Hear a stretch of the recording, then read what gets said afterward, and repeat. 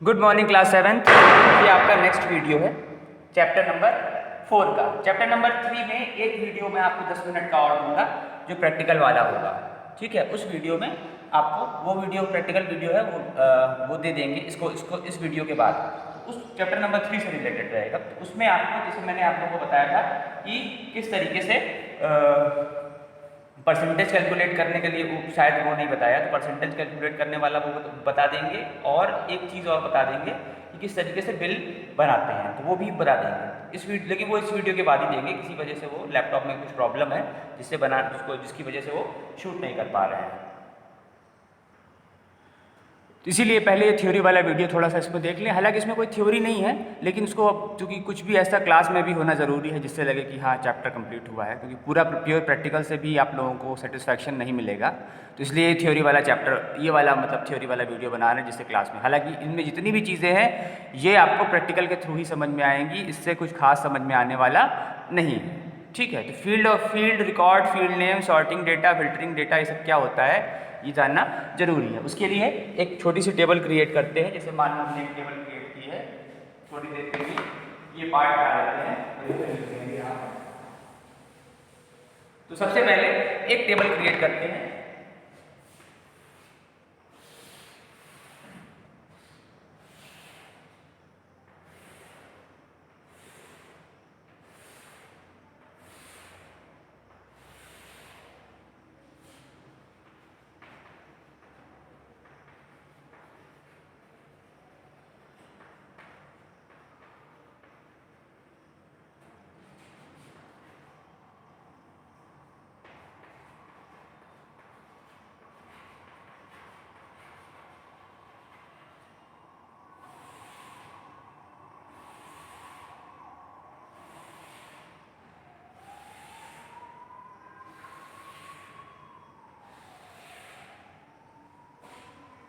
ठीक है, तो ये एक एक्सेल टेबल है। एक्सेल टेबल जैसा फॉर्मेट मैंने बनाया है। तो इसमें एक है क्या कि इसमें एक, जैसे हम लोग एक्सेल शीट होती है जिसमें हम लोग जो भी टेबल बनाते हैं, एक्सेल की टेबल बनाते हैं, तो उसी तरह की एक टेबल मैंने बनाई है। मान लो स्टूडेंट नाम की टेबल है। ठीक है, वैसे ये चैप्टर जो है वो है using Excel as database. Database, Excel को एज अ डेटाबेस कैसे यूज कर सकते हैं। डेटाबेस मतलब एक ऐसा कंटेंट जिसमें, एक ऐसा सॉफ्टवेयर जिसमें बहुत सारा डेटा स्टोर हो। ठीक है, डेटाबेस का जो डेटाबेस की मीनिंग होती है वो जानना पहले जरूरी है कि डेटाबेस का मतलब है कि ऐसा सॉफ्टवेयर है, ऐसा सिस्टम जिसमें बहुत सारा डेटा स्टोर हो, और जब भी हम उसे एक्सेस करना चाहें तो हम उसे ईजिली एक्सेस करें। तो डेटाबेस कुछ भी हो सकता है। जैसे आप लोगों की आप लोगों का जो अटेंडेंस रजिस्टर है वो भी एक तरह का डेटाबेस है। वो डेटाबेस आपकी अटेंडेंस के बारे में बताता है कि कितने दिन कौन सा बच्चा प्रेजेंट था और कौन सा बच्चा एब्सेंट था, और साथ ही साथ किस दिन छुट्टी थी, किस दिन कितने वर्किंग डेज थे एक मंथ में, और पूरे साल का भी वो बताता है। तो वो भी एक तरह का डेटाबेस है जो कि हार्ड कॉपी के फॉर्म में है।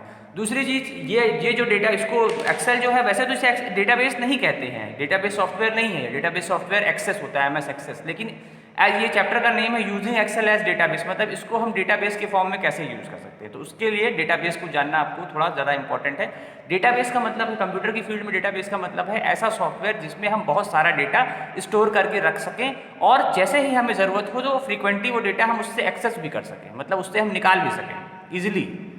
नॉर्मली जो ये हमारी एक्सेल होती है ये एज ये डेटाबेस नहीं मानी जाती, ये एक स्प्रेडशीट है। इसको एक नाम दिया गया है स्प्रेडशीट का, लेकिन इसको एज अ डेटाबेस हम यूज़ कर सकते हैं। इसका कुछ फीचर ऐसे होते हैं जिसके थ्रू जो ये एक्सेल ओपन होगी वो एज अ फॉर्म होगी, उसमें फॉर्म बनकर आएगा, नेम और सबके टैब बनकर आएंगे। ये बोर्ड पे नहीं बता सकते हैं किस तरह से वो एज अ डेटाबेस उसको हम ट्रीट कर सकते हैं, मतलब किस तरह से उसको हम उसका एक व्यू होता है, एक अलग तरह का व्यू होता है उस एक्सेल का ही, जो आपने पहले नहीं देखा है। इससे पहले की क्लास में आपने एक्सेल तो देखी है, लेकिन उसका वो डेटाबेस वाला व्यू नहीं देखा है, वो आपको वीडियो के थ्रू दिखाएंगे। ठीक है, लेकिन उस व्यू के थ्रू आप देख सकते हो किस तरीके से वो चेंज हो जाता है, मतलब वो एक एज अ फॉर्म बन जाएगा, फॉर्म बनकर आने लगेगा, और उस फॉर्म में ही आपको सारी चीज़ें इनपुट करनी होगी। लेकिन अभी वो उसको आगे बताएंगे किस तरीके का वो फॉर्म बन के आता है, वो बोर्ड पे बना के दिखा देंगे किस तरीके से वो फॉर्म बन के आता है। तो वो थोड़ा सा आप लोगों को समझने में थोड़ा सा टाइम लगेगा, क्योंकि जब वो प्रैक्टिकल होगा तो उससे आपको ज़्यादा चीज़ें क्लियर हो जाएंगी। ठीक है। तो यहाँ पे अभी पहले जो स्टार्टिंग के जो पॉइंट्स हैं वो है फील्ड रिकॉर्ड और फील्ड नेम। फील्ड रिकॉर्ड और फील्ड नेम का मतलब ये है कि जैसे हमने एक एक्सेल शीट बनाई है, इसी एक्सेल शीट में अब हम यहाँ पर ये हमने रिकॉर्ड जैसे यहाँ पर नेम स्टूडेंट आईडी दे दी 01, नेम दे दिया अमित, ठीक है, फादर नेम अनिल, ऐसे कुछ भी दे दिया, date of birth 01/01/85, address LEO, ऐसे कुछ भी दे दिया। दूसरा नाम कुछ दे दिया अजय, फादर नेम है राम कुमार, ठीक है, डेट ऑफ बर्थ,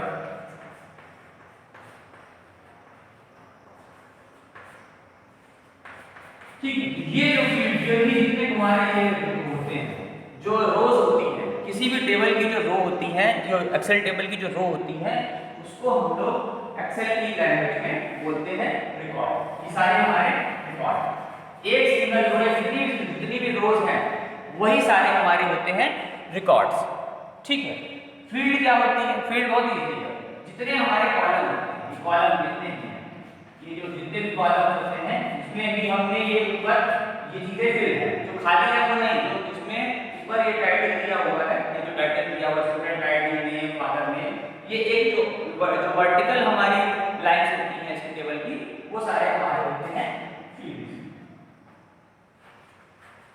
यही फील्ड्स है। स्टूडेंट आईडी का जो पूरा डेटा है वो एक फील्ड है, नेम पूरी एक लाइन है एक फील्ड, और भी डेटा से भरा जाएगा, वो और भरेंगे तो फिर टाइम लगेगा, बहुत ज्यादा टाइम वेस्ट हो जाएगा उससे। फादर नेम ये पूरा फिल किया जाएगा, इस तरह से पूरा के सारे फील्ड्स। तो जो तुम्हारे रोज होती हैं वो होते हैं रिकॉर्ड्स, जो कॉलम्स होते हैं वो होते हैं फील्ड। भाई कॉलम ये जो वर्टिकल लाइन है वो कॉलम है एक तरह से, ठीक है। तो ये वर्टिकल लाइंस को ही हम बोलते हैं फील्ड। अलग अलग जितनी भी फील्ड हम क्रिएट, स्टूडेंट आईडी एक फील्ड है, नेम एक फील्ड है, फादर नेम एक फील्ड है, डेट ऑफ बर्थ एक फील्ड है, एड्रेस एक फील्ड है। तो ये सारी अब फील्ड्स हैं, जितनी भी आपको दिख रही हैं ये सारी हैं फील्ड्स। इनको कंप्यूटर की लैंग्वेज में फील्ड कहते हैं। और जो वर्टिकल जो हॉरिजॉन्टल लाइंस है, जैसे 0 अमित अनिल 0085 LKO, ये पूरा एक रिकॉर्ड है, किसी भी इंसान का ये पूरा एक रिकॉर्ड है। तो ये जितनी भी वर्टिकल हॉरिजॉन्टल लाइंस होती हैं, ठीक है, जो रोज होती हैं उनको रिकॉर्ड कहते हैं, जो कॉलम्स होते हैं उनको फील्ड कहते हैं। कॉलम और रो का डिफरेंशिएशन आपको समझ में आता होगा। जो वर्टिकल आपके बार्स हैं वो कॉलम है, जो हॉरिजॉन्टल्स हैं वो रोज है, ठीक है। और वही रोज है वही रिकॉर्ड है, रोज भी कह सकते हो रिकॉर्ड्स भी कह सकते हो। दूसरी चीज आता है फील्ड नेम। फील्ड नेम क्या है? Student ID, name, father name, data DOB, address, ये है फील्ड नेम। फील्ड ये पूरी है। स्टूडेंट आईडी में जितना भी डेटा एंटर होगा, स्टूडेंट आईडी में 01, 02, 03, 04 जितना भी डेटा एंटर होगा ये पूरी एक फील्ड होगी। ये पूरा डेटा के साथ जो एक कॉलम होगा ये पूरी एक फील्ड होगी। नेम में जितने लोगों का नाम लिखा होगा वो एक फील्ड है। फादर नेम में जितने लोगों का नाम लिखा होगा वो एक फील्ड में आएगा। डेट ऑफ बर्थ में जितने लोगों के साथ भी नाम उसने दिया होगा वो एक फील्ड में आएगा। तो ये सारी हमारी फील्ड्स होती हैं। और जो वो फील्ड नेम जो सबसे ऊपर जो लिखा रहता है, किसी भी फील्ड में सबसे ऊपर जो लिखा होता है वो हमारा फील्ड नेम होता है। जैसे स्टूडेंट आईडी एक फील्ड नेम है, नेम जो यहाँ पर कॉलम दिया गया है, कॉलम एक नेम का बना हुआ, उसके नीचे सारे नेम लिखे हुए हैं, वो एक फील्ड नेम है। Father name, date of birth, address, ये सब है फील्ड नेम।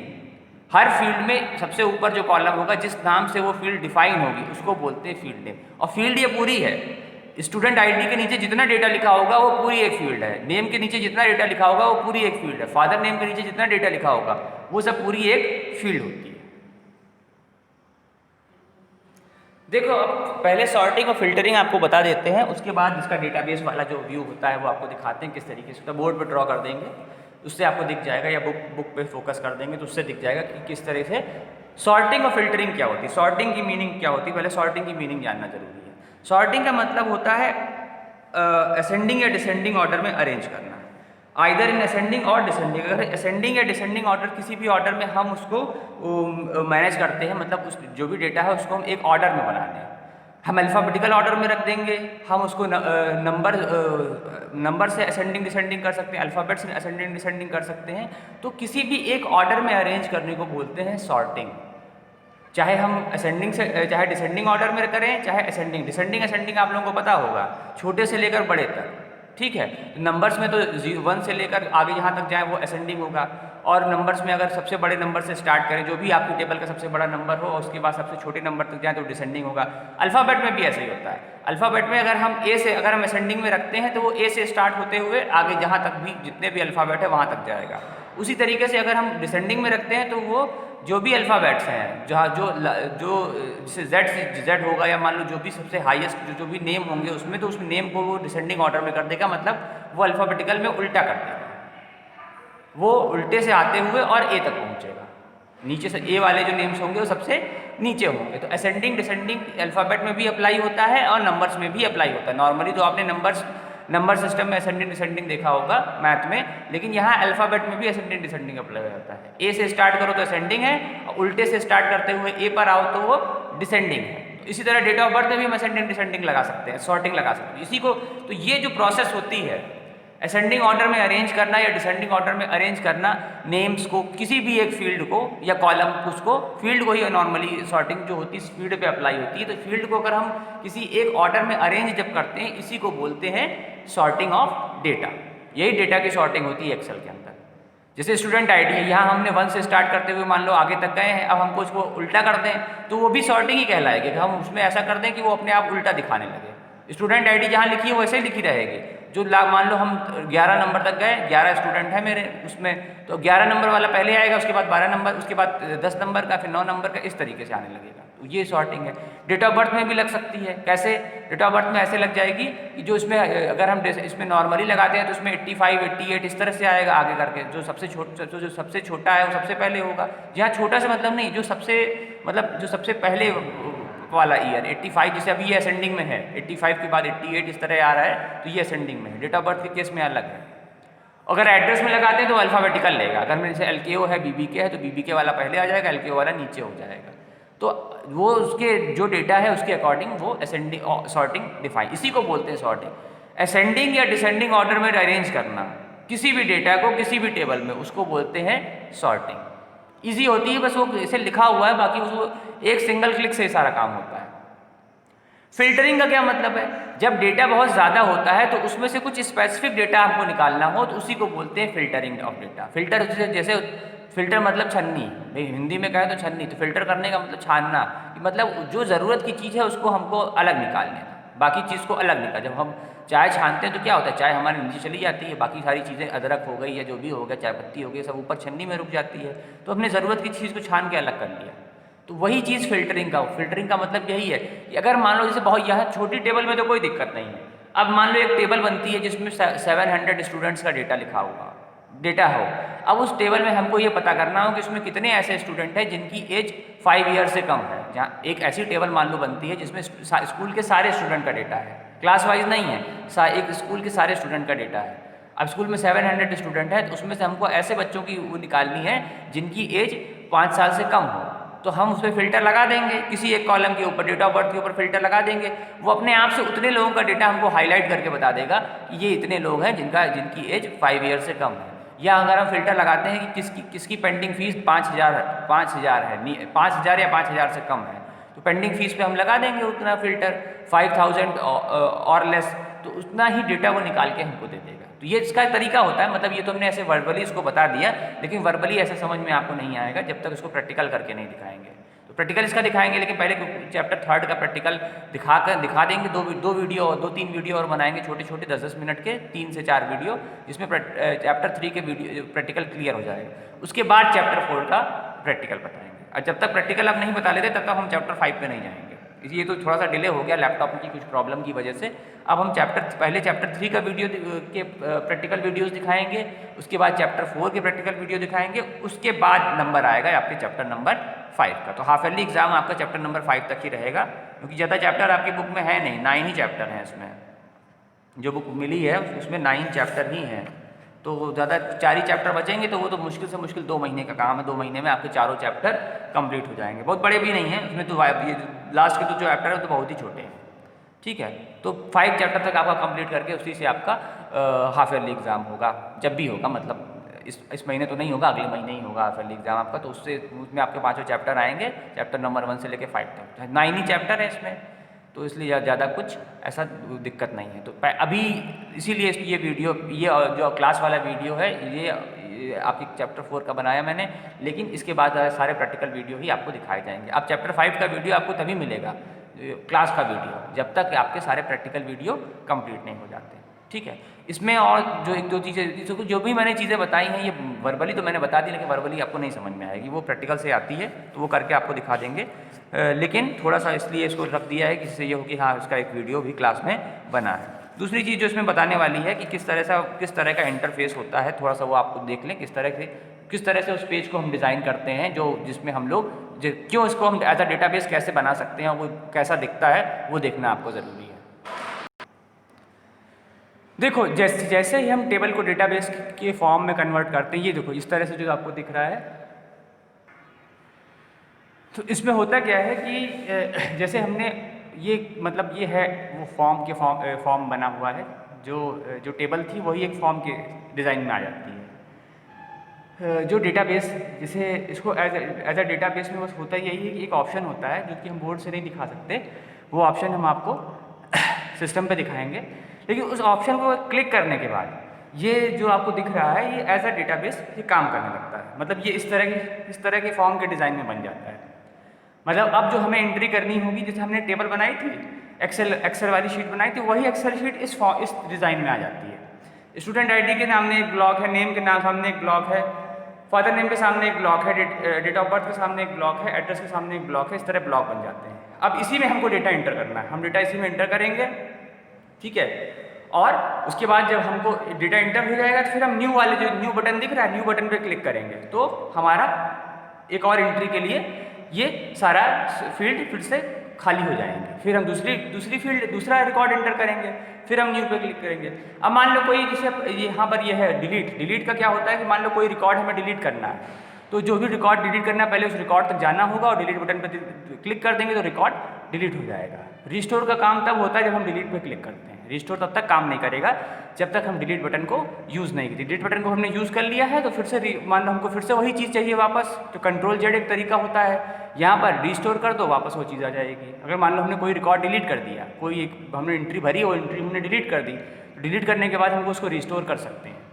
फाइंड प्रीव्यू का मतलब, जैसे मान लो अभी हमने हमारे तीसरे रिकॉर्ड पे है, हमको पहला देखना है, तो प्रीव्यू पे जाएंगे तो पीछे करता हमको लेके जाएगा। फाइंड नेक्स्ट पे मान लो एक टेबल बन चुकी है, हमको सिर्फ चेक करना है इस फॉर्म के थ्रू, तो उसमें हम आगे पीछे करके चेक कर सकते हैं। नेक्स्ट वाले में आगे का आ जाएगा, जिस हम रिकॉर्ड पर हम हैं उससे आगे का आ जाएगा।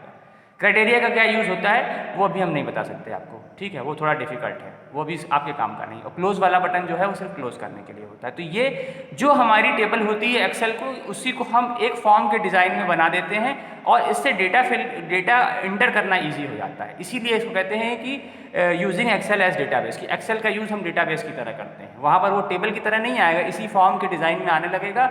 इसी से हम जो भी हम उससे डेटा निकालना चाहें वो भी निकाल सकते हैं, जो भी डेटा में चेंज करना चाहें वो भी चेंज कर सकते हैं। तो ये एक ऑप्शन के थ्रू होता है, वो ऑप्शन हम आपको वीडियो के थ्रू प्रैक्टिकल वीडियो में बनाकर दिखाएंगे किस तरीके से वो होता है। तो इस चैप्टर की कहानी बस इतनी ही है, बाकी जो भी कुछ है, जो भी कुछ आपको बताना है, वो सब कुछ अब प्रैक्टिकल वीडियो के थ्रू बताया जाएगा।